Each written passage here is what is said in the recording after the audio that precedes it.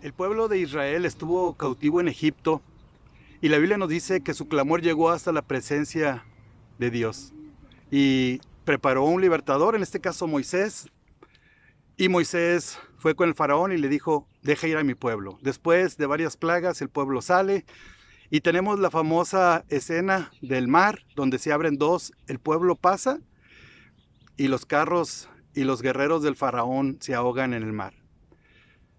Llegan a el límite para entrar a la tierra prometida. Moisés no entra, entrega la estafeta a Josué. Josué se prepara para entrar a la tierra. Y lo que antes era la nube, la chequiná, que guiaba al pueblo, ahora Dios le dice a Josué, esfuérzate, sé valiente, yo voy a estar contigo donde quiera que vayas. Ahora Josué iba y Dios estaba con él. Pero hay un evento que Josué nos narra, es cuando iban a cruzar el río Jordán. Dice que Dios le dice que tome cada uno de la tribu, tome una piedra y que cuando el arca pase, el río se iba a abrir y que cuando ellos pasaran, iban a hacer un altar donde regresar, donde estuvieran y que cuando sus hijos preguntaran qué significaban esas piedras, ellos les tenían que explicar lo que era. Ese pasaje lo tenemos en Josué capítulo 4.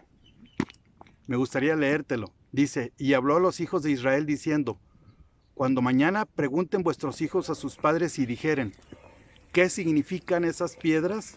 Declararéis a vuestros hijos diciendo, Israel pasó por seco por este Jordán, porque Jehová vuestro Dios secó las aguas del Jordán delante de vosotros hasta que había pasado a la manera que Jehová vuestro Dios había hecho en el mar rojo, el cual secó delante de nosotros hasta que pasamos.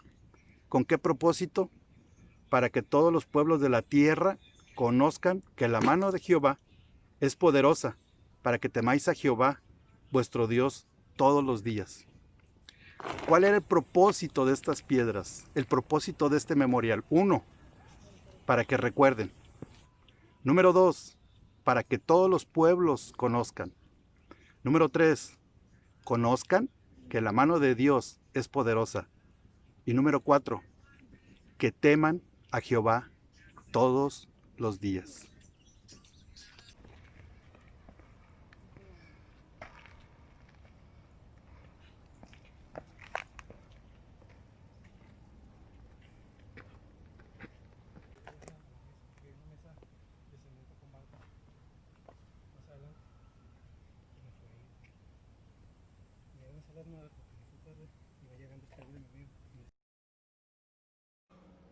Uno de los artículos que más nos preguntan en las exhibiciones son estos.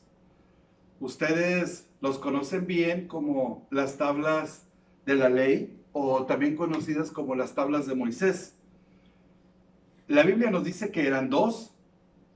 La Biblia nos dice que estaban escritas, a esto le llamamos escritura cuneiforme, o sea, estaban labradas en la piedra y la Biblia nos dice que estaban escritas por ambos lados. Están escritas con hebreo arcaico o paleohebreo. Y este fue el inicio de lo que hoy tenemos y conocemos como la Biblia, los primeros escritos, los primeros manuscritos. Este fue un regalo de Dios para la humanidad, fue un trabajo manual. ¿Y recuerdan lo que hicieron? Exacto, Moisés las quebró. ¿Se imagina recibir un regalo de Dios y la irresponsabilidad de quebrarlo? Pero mis hermanos, normalmente el humano así es y eso hacemos. Otro regalo que recibimos de Dios fue su Hijo Jesucristo y le crucificamos, le escupimos, le laceramos, lo lastimamos. Normalmente se le llama las tablas de la ley. La propuesta para muchos es, una tabla es un pedazo de madera. La propuesta para muchos es, esto es piedra, son pesadas. El tamaño debería ser más o menos como este, porque nos dice que estas estaban dentro del arca del pacto. No podía ser más grande que el arca del pacto. Y es piedra. Entonces, la propuesta para estos tiempos sería que les llamásemos las lajas de la ley, en lugar de las tablas, que es algo parecido a madera, las lajas de la ley. Esto es increíble. Los originales no los tenemos. Posiblemente algún día lleguen a salir a la luz arqueológicamente, pero encontrar las tablas de la ley sería la cereza del pastel de cualquier arqueólogo bíblico. Estas son réplicas, es algo parecido, algo bíblicamente como pudo haber sido. Las tablas o las lajas de la ley.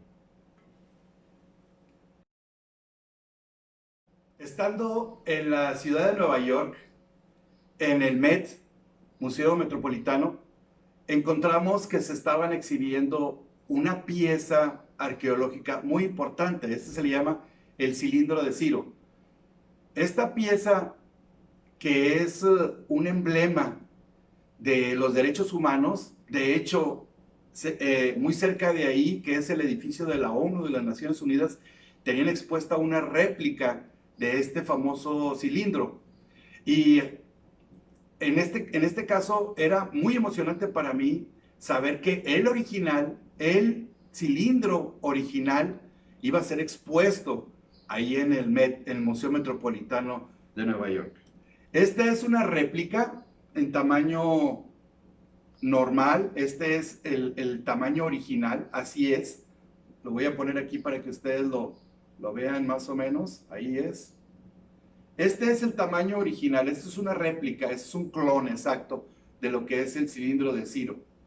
Pero en este caso, en Nueva York nos estábamos enfrentando al original. Y entonces yo me preparé y me llevé mi cámara, mi fotografía, video, y quería hacer un documental y estaba muy excitado. Iba con mi esposa y con mis hijos, y entrando, lo primero que me dicen es: puede usted tomar fotografías y videos de lo que quiera. Lo único, son 5 pisos por ahí, 3, 4, 5 pisos. Lo único que no puede fotografiar es el cilindro de Ciro. Y me decepcioné mucho y a la vez sentí un poco de frustración y yo me salí de la fila y le dije a mi esposa: no, vámonos, no me interesa. Y me dice mi esposa: pero si tú quieres ver el cilindro. Le dije: ¿sabes qué? Me frustra que pueda tomar fotografías de todo menos del cilindro de Ciro, que es el que me interesa. Y entonces mi esposa, muy sabia, me dijo: ¿sabes qué? Ten el dinero, porque cobraban un poquito caro para entrar, ten el dinero, paga y ve a ver la piedra. Así literalmente me dijo: ve a ver la piedra, porque después te vas a arrepentir de haber estado tan cerca de ella y no haberla visto. Y yo le quité a mi esposo una cámara que traía ella, semiprofesional, y me la puse en la bolsa. Y entonces le pagué la entrada y entré. Cuando entro al cuarto, en el mero centro del cuarto, ahí como si se iluminara, y yo casi sentía que los ángeles cantaban, ¡ah!, algo así muy espectacular, estaba el cilindro. Esa pieza que a mí me emocionaba, incluso todavía me pone la carne chinita, me emocionaba mucho verla. Y entonces se acerca una guardia, era una mujer guardia, y me dice: le advierto que no puede tomar fotografías de esta pieza. Puede tomar fotografías de lo que quiera, pero de esta pieza. Sí, no, ya sé, ya me dijeron, no puedo, ya me dijeron. Y le digo: ¿no puedo hablar con alguien para tener un permiso especial? Me dice: no, no se puede. Nadie puede tomar fotografías. Pero si hablo con alguien, con algún encargado, un supervisor, no puede, nadie puede tomar fotografías. Y en eso entran unos argentinos. Che, qué guato con la piedrita. Le digo: mi amigo, estás hablando de algo histórico. ¿Te imaginas? La Biblia nos narra que Ciro, el rey de Persia, le dio permiso al pueblo de Israel para que fuera a su tierra a restablecer sus ciudades y su gente. Eso es lo que nos habla la Biblia. La Biblia nos dice en Esdras que en el reinado de Ciro, Dios le ordena que deje ir a su pueblo para que otra vez vuelvan a la reconstrucción con Nehemías y todo esto. Eso es lo que nos habla la Biblia. Pero esa piedra la había escrito por orden del mismísimo Ciro, que era el rey de Persia.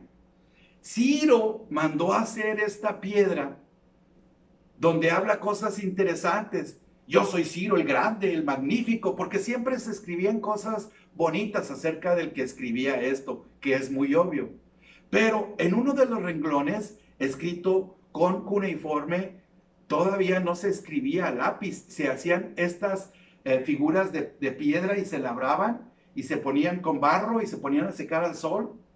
Y aquí en el escrito cuneiforme dice, yo, Ciro, dejé ir al pueblo de Israel a que regresara a su tierra para que reconstruyera sus ciudades, sus casas y volviera a ser un pueblo.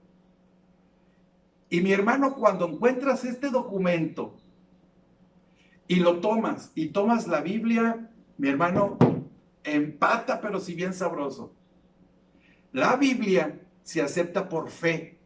La Biblia y la arqueología bíblica parecen no llevarse.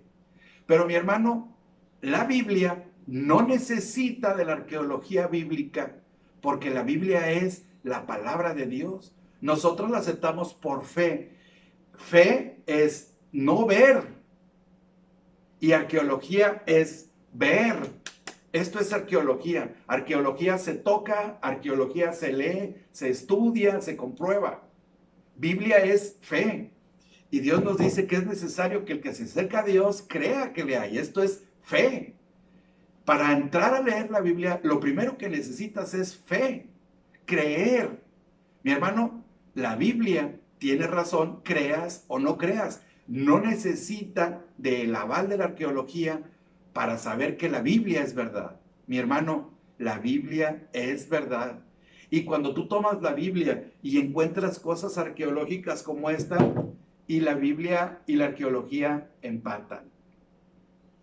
Te digo, mi hermano, la Biblia no necesita un aval como la arqueología bíblica para saber que es verdad. Pero yo te puedo decir, la Biblia, que es la palabra de Dios, es verdad.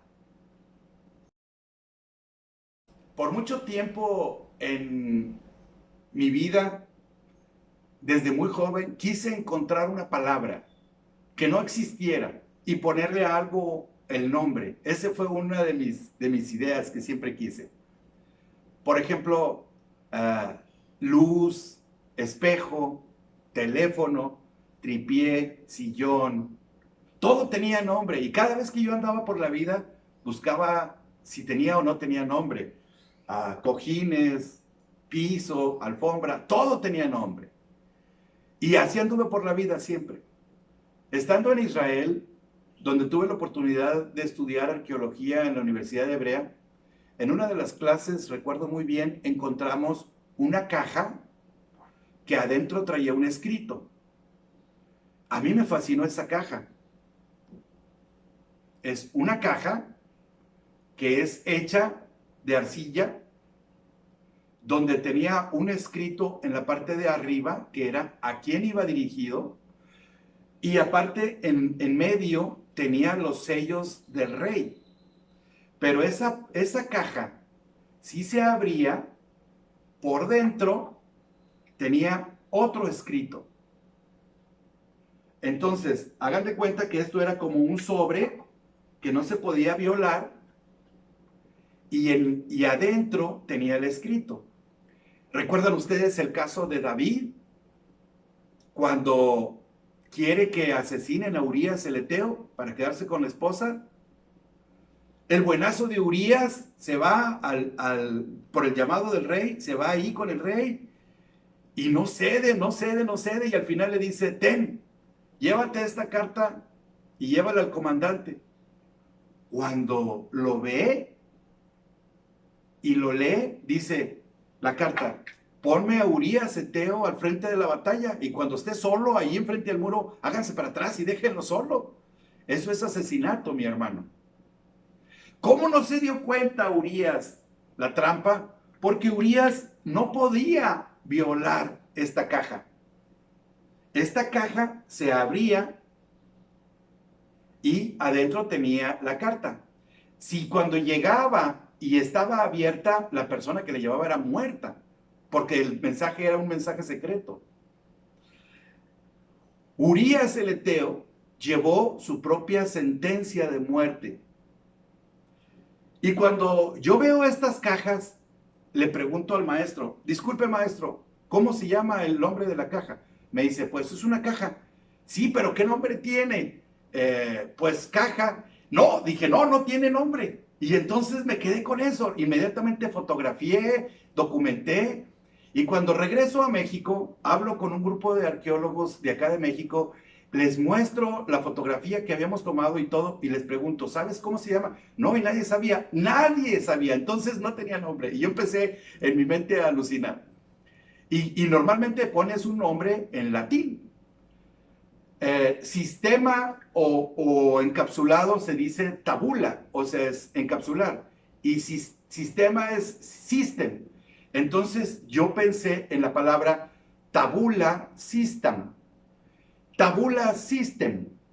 Tabula system. Me gustó, tabula system.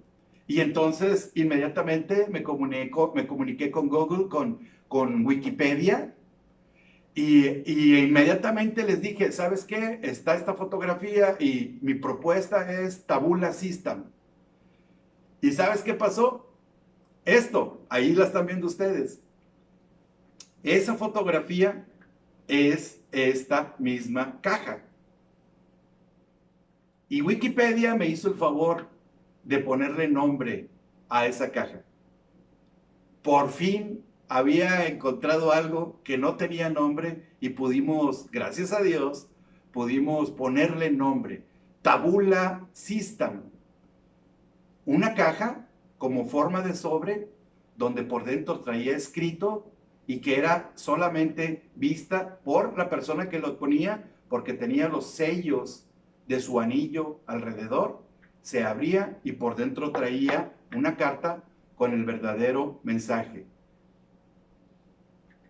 Tabula system es lo que significa esta piedra.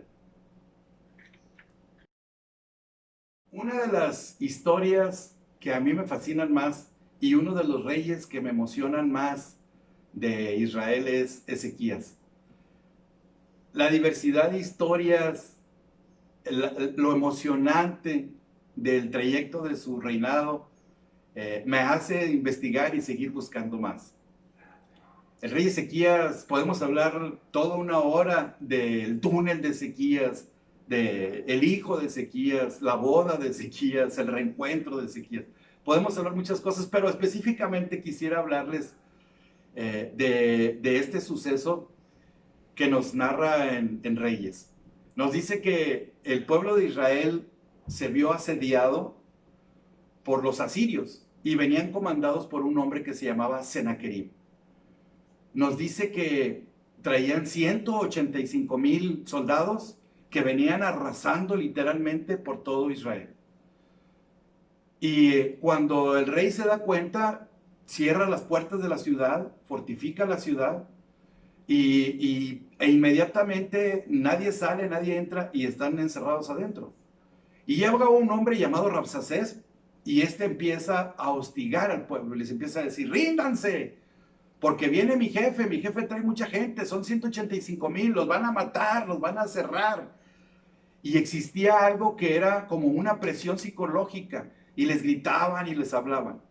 La historia externa nos cuenta que las personas que capturaban, que encontraban fuera de la ciudad y las capturaban, sufrían el embalamiento.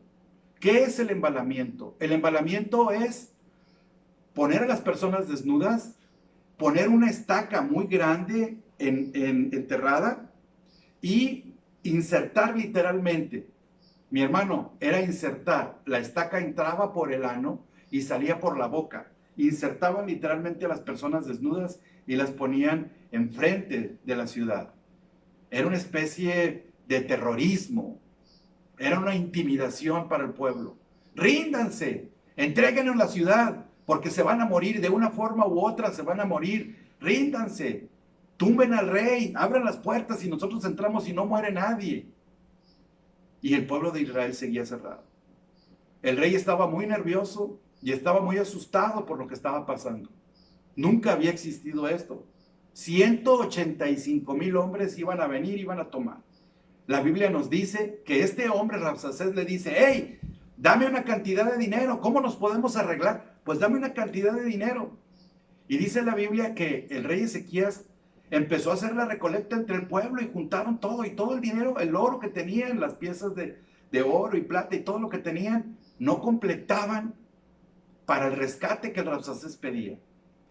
Y nos dice que fueron al templo, y en el templo tomaron artículos de oro que había ahí, quitaron de los dinteles de las puertas y pudieron completar para el rescate. Este dinero, este gran botín, se lo entregan al Rabsacés. El Rabsacés se va, esconde el botín, lo guarda y regresa. Y los habitantes pensaban que ya la habían librado, pensaban que ya estaban libres ellos, que habían pagado el precio. Y dice el Rabsacés: lo siento mucho, pero dice mi jefe que no puede ser, que como quiera se rindan y que salgan y que van a morir. Y mi hermano, este engaño fue muy cruel, muy duro, pero este engaño fue peor para el pueblo de Israel, porque ahora no tenían alimento, estaban asediados ahí. Ríndanse, gritaban. Hicieron unas cartas de rendición y se las entregaron al rey. El rey las lee y dice la Biblia que desgarró sus vestidos, se vistió de cilicio y se cubrió de ceniza. Esto es una forma de decir: estoy muy triste. Y convocó al pueblo y les dijo: necesitamos hacer algo. La Biblia nos dice que Ezequías toma las cartas, las lleva al templo, y en una, mi hermano, de las oraciones más honestas, más sencillas que encuentro en la Biblia, el rey Ezequías cae en el templo, hincado de rodillas, y extiende las cartas y ora: mira, Señor, lo que dicen, mira lo que habla, mira lo que dice Rabsacés, está ofendiéndote, Señor, sálvanos, sálvanos, sálvanos. Y entonces viene el profeta con un mensaje divino. En ese tiempo no existía la Biblia, hoy tenemos la Biblia para saber cuál es la voluntad de Dios. Llega el profeta Isaías y le dice: dice Dios que no te preocupes, que para el día de mañana ni una saeta ni una flecha va a entrar a la ciudad, que el día de mañana Él se va a hacer cargo del problema, que el día de mañana tú vas a ser libre, que el hombre que vino para hacer problema, por el mismo camino que vino, se va a regresar. Y cuando regrese en su ciudad, después de un tiempo, lo van a asesinar. Esa noche, Isaías se retira y el rey Ezequías se queda esperando la promesa de la palabra. Mi hermano, la Biblia nos dice que al día siguiente, amaneciendo, las personas empezaron a asomar por el muro. El ruido que se oía antes ya no había. La amenaza del Rabsacés había cesado. Y entonces empiezan a asomar por el muro.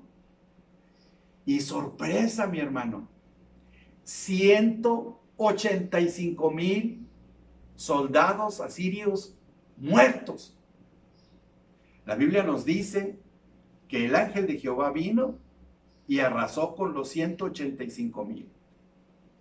Y todavía la Biblia nos dice que el rey Sennacherib regresó a su tierra, y después de un tiempo, estando él en su templo con Nimrod y todos esos dioses, sus propios hijos llegaron por atrás y con un cuchillo lo asesinaron. Mira, mi hermano, lo que dice el profeta: no tengas miedo, porque Dios se va a encargar de tu problema. El hombre que vino va a regresar y en su tierra va a morir. Todo lo que Isaías dijo se estaba cumpliendo. ¿Por qué? Porque era la palabra de Dios. Las profecías que tenemos en la Biblia se cumplen. Las profecías que Dios dice porque Él conoce todo y Él tiene el control de todo. Ahora, esa es una historia muy bonita. Tú terminas de contar la historia y dices, wow, esto es increíble. De hecho, después de eso hubo una gran revolución con Ezequías. Y es increíble. Por eso, pero la persona de afuera, la persona que no conoce el Evangelio, que no tiene fe para aceptar que la Biblia tiene razón, lo creas o no lo creas, te dice, eso es imposible. Eso es una fábula. Mi hermano, pues en una de las excavaciones arqueológicas, un hombre llamado Taylor encontró este prisma. ¿Lo ves? Está pesado, voy a tratar de cargarlo. Este es un prisma, está escrito por todos sus lados. Es escritura cuneiforme. ¿Lo ves? ¿Quién crees que lo hizo? Este fue encontrado cerca de Nínive. ¿Y quién crees que lo hizo? Porque está firmado.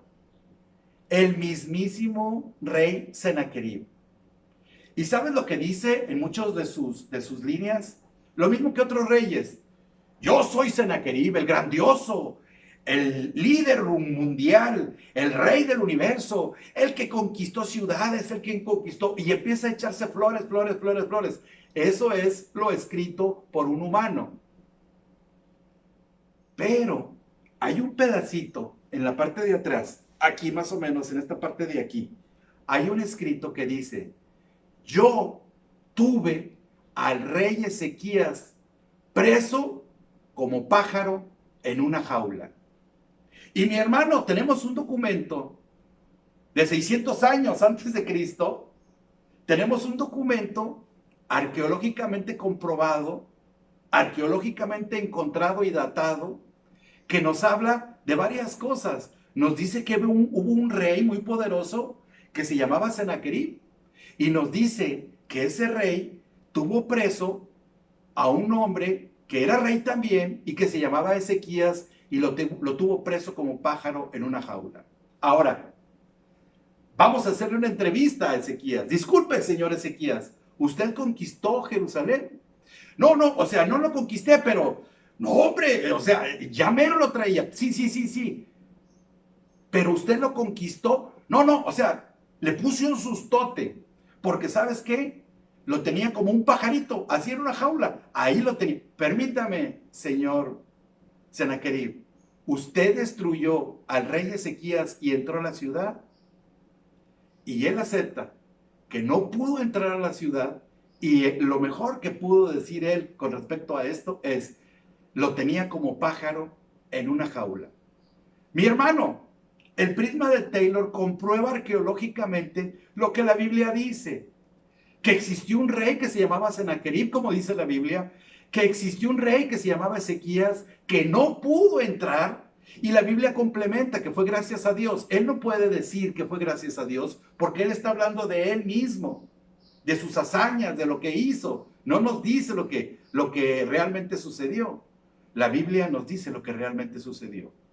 Pero en este caso, tomas un testigo de esa época, de cientos de años antes de Cristo, y lo comparas o lo cotejas con la Biblia, y mi hermano, empata, pero si bien sabroso. El prisma de Taylor. ¿Qué significa esta piedra? Significa que la palabra de Dios es verdad. Si tú tecleas en Google clavo de fundación, encontrarás una imagen como esta. Esto, mi hermano, se llama clavo de fundación. Más o menos es este tamaño normalmente, y se dice clavo porque parece un clavo, que si se fue clavado así, parece un clavo. ¿Qué significa esta piedra? Bueno, en la antigüedad se ponía esto como dato para ver quién había construido la ciudad, quién era el rey, por qué se había construido. Y entonces actualmente en Israel se hacen excavaciones en ciudades grandes. Antiguamente se destruía todo, y los antiguos arqueólogos destruían y hacían cosas malas. Pero hoy en día, con la arqueología moderna, se sabe que en el dintel o en el marco de las puertas de los edificios grandes se pueden encontrar este clavo. Clavo de fundación. ¿Qué era lo que traía? Tiene escritura, en este caso es escrito cuneiforme, tiene su escritura y daba datos de lo que era el rey en ese tiempo. Y normalmente, al igual que lo que hemos hablado como el prisma de Taylor o el de cilindro de Ciro, echaban flores a los reyes. Yo soy el rey grandioso, yo soy magnífico, yo soy el rey de reyes, yo construí, yo hice, yo tanto. Y en la época tal, con otro rey, le gané y construimos esta ciudad. Y entonces nos da datos. Normalmente el clavo de fundación hablaba cosas buenas que había hecho el rey en ese tiempo. Este es el clavo de fundación y esto es lo que significa. En lo personal, yo quería hacer algo como agradecimiento a nuestro Señor por tantas cosas que Él ha sido bueno conmigo. Y quise hacer un clavo de mi fundación. Y entonces salió este.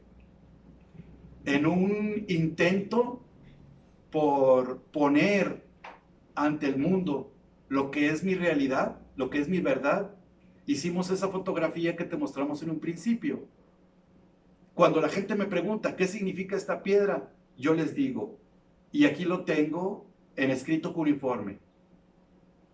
Y dice así, este es el clavo de mi fundación, lo que yo creo, que si a futuro alguien quiere ver en mis bases quién soy y lo que soy, eso está aquí. Este, mi hermano, es el clavo de mi fundación. Y dice así, mi historia para su gloria. Ese es mi tema. Lo que yo cuento, lo que yo narro, lo que yo he vivido, es para su gloria. Mi historia para su gloria. Resumiendo y tratando de poner en un clavo de fundación una verdad, esa es mi verdad. Lo que yo soy, lo que hago, lo que he podido hacer es por Él, de Él y para Él.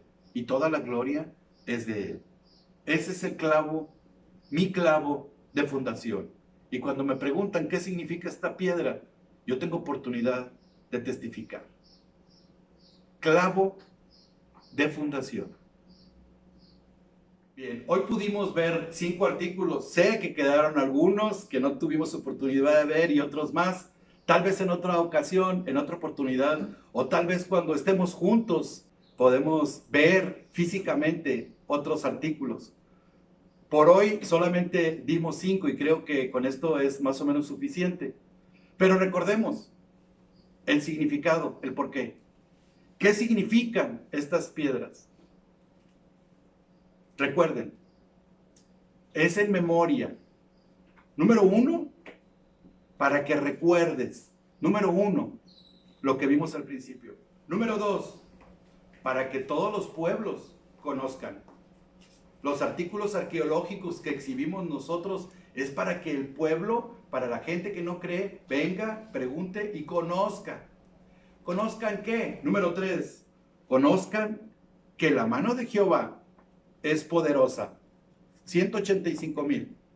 Conozcan que la mano de Jehová es poderosa. Las tablas de la ley. Conozcan que la mano de Jehová es poderosa. Número 4. Y teman a Jehová todos los días. Un temor no de miedo, esto es un temor reverente. Un temor reverente todos los días. ¿Qué significan estas piedras? Significan que la palabra de Dios es verdad. Dios les bendiga.